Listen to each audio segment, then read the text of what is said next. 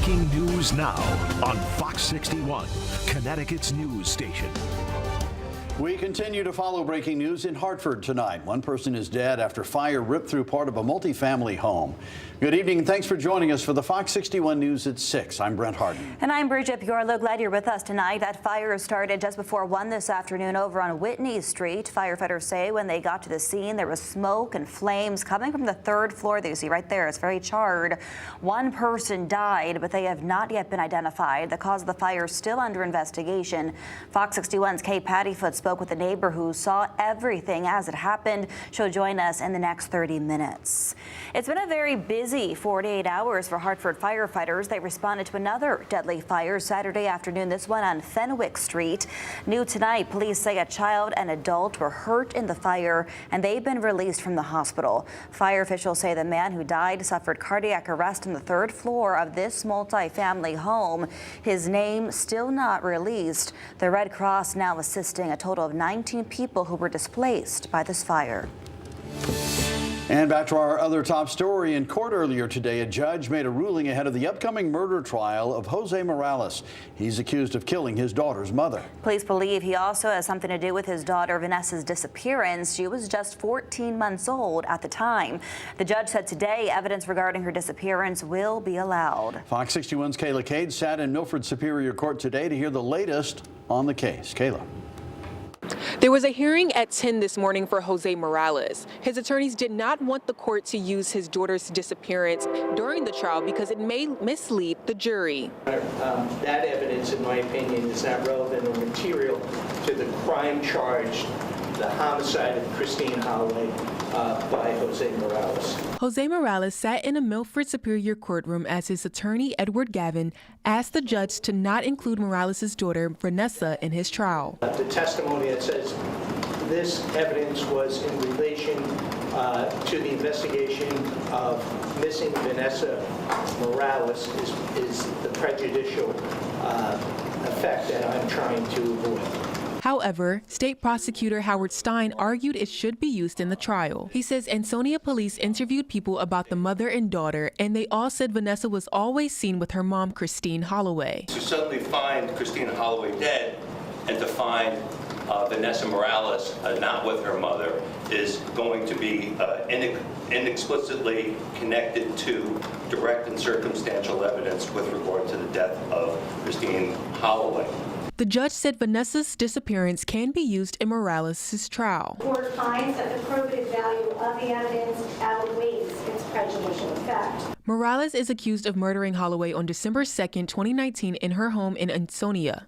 Police say she was found dead in her bathtub. Vanessa disappeared the same day and still hasn't been found. According to an arrest warrant for Morales back in 2020, a neighbor told police he saw Morales get into his car with Vanessa the day before Holloway was killed. The warrant also says Morales told police he used the hallucinogenic drug PCP multiple times during the weekend of November 29th through December 1st. Morales claims he doesn't remember what happened during that weekend, but said he would never harm his girlfriend or daughter. Investigators say they found bloody clothes and toys in 2 Kiduation donation bins that match Holloway's DNA. They say they also found a child's pink Croc shoe in the bins that matched a shoe found in Holloway's house. Morales has been in jail ever since and is charged with Holloway's murder and tampering with physical evidence. He is not facing charges with Vanessa's disappearance. He was offered a plea deal last year, but prosecutors and Morales couldn't agree on the terms. We spoke with Holloway's sister-in-law and Vanessa's aunt, Jody Jacobellis, about the plea deal in July. Myself and the family are content with going to trial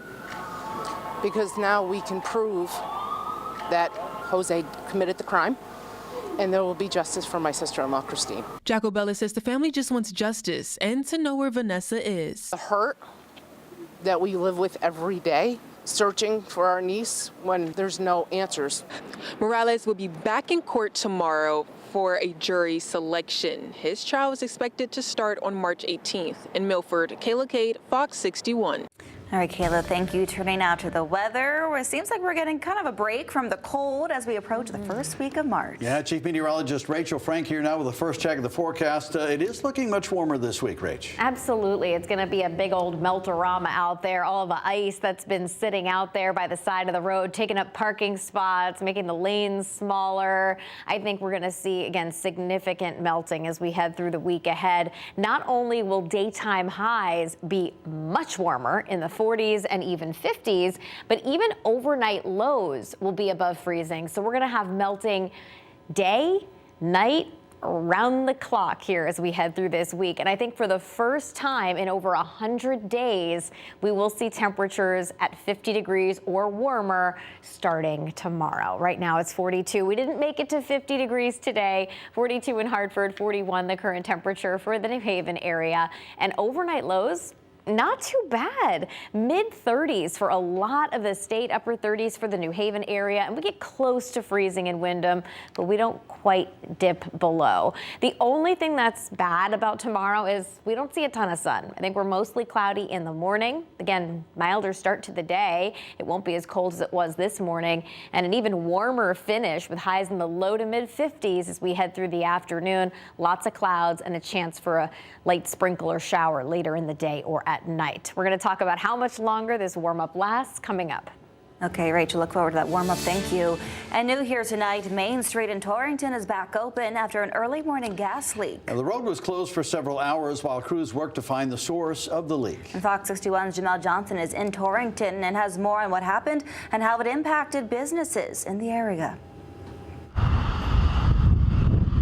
A gas leak on Main Street right here in downtown Torrington affected the morning commute for drivers and the morning rush for local businesses. Cars were redirected for most of Monday morning as a gas leak shut down East Main Street in downtown Torrington. Owner of Petricone Pharmacy, Joe Petricone, was the first to call the leak in. I received a call from one of my tenants saying she had a strong odor of gas, so I immediately called 911.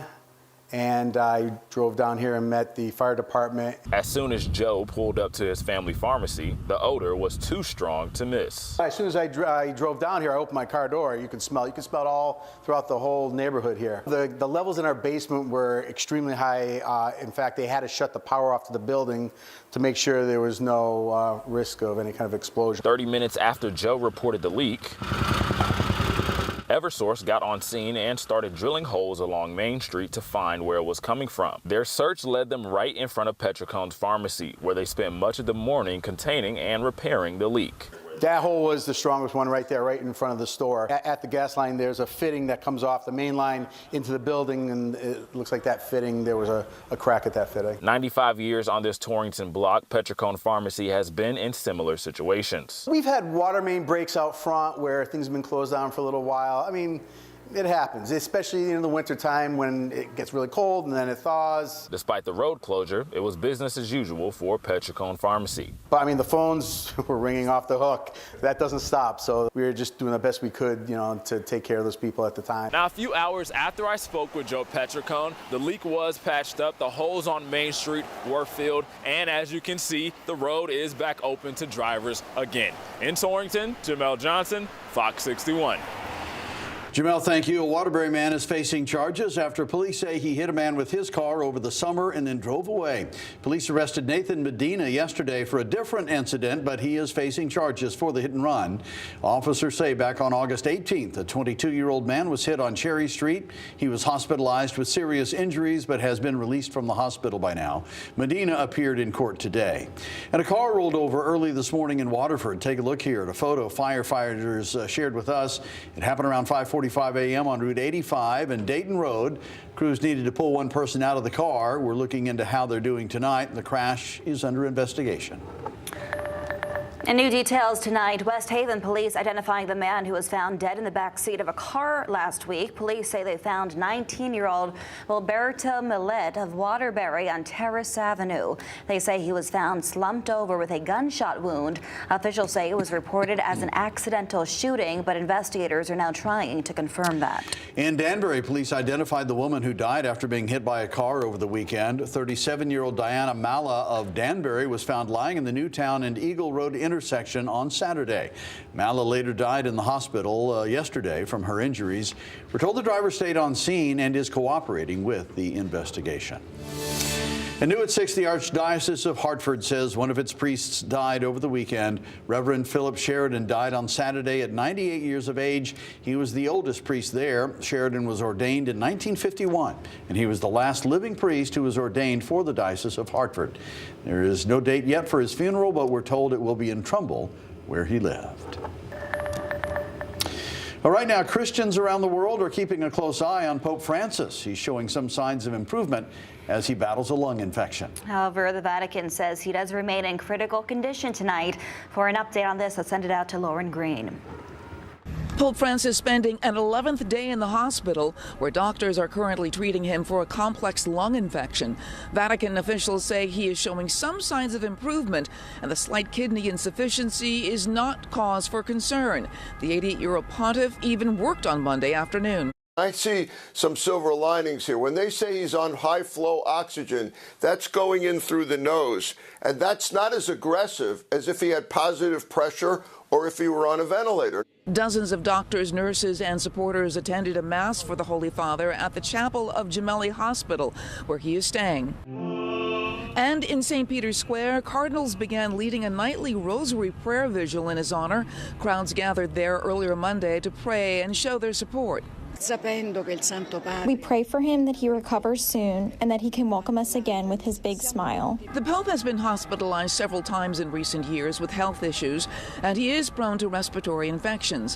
While Vatican laws detail the transfer of power if a pope dies or resigns, there are no specific documents that outline what happens to Catholic Church leadership if the pontiff becomes incapacitated. There's a sense of uncertainty. Cardinals have been aware, I would say generally, over the last few years. We are dealing with a pope in his late 80s with a lung condition.